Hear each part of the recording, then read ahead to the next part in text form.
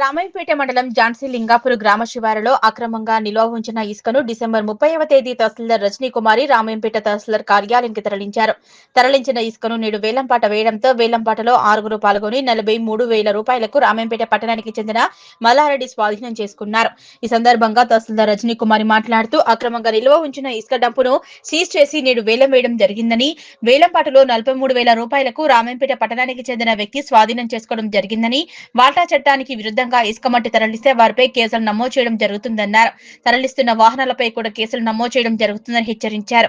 ఈ కార్యక్రమంలో తహసీల్దార్ రజనీ కుమారి, డిప్యూటీ తహసీల్దార్ నవీన్ కుమార్, ఆర్ఐలు గోపి, గౌస్ మొయినుద్దీన్, రెవెన్యూ సిబ్బంది పాల్గొన్నారు. అందరికీ నమస్కారం. నేను రజని, తహసీల్దార్ రామాయంపేట్.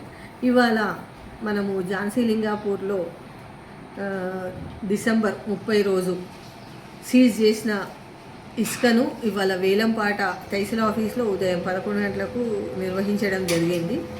సుమారు 12 ట్రాక్టర్లు ఇసుక అనేది మనం సీజ్ చేయడం జరిగింది. ఆ ఇసుకకు గాను ప్రభుత్వం ఒక ధర 30,000 రూపాయలు.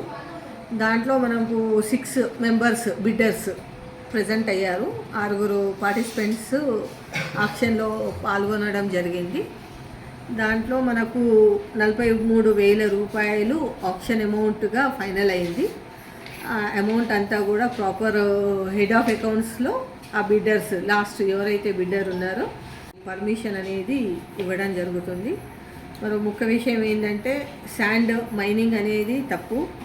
అది ఎవరైనా కూడా ఇల్లీగల్గా ట్రాన్స్పోర్టేషన్ చేసినట్లయితే మాత్రము ఖచ్చితంగా శాండ్ సీజ్ చేసి కేసు చేయబడుతుంది. అండ్ ద వెహికల్ ఓనర్ పైన కూడా కేసు చేయబడుతుంది అని చెప్పేసి తెలియజేస్తున్నాను. Thank you.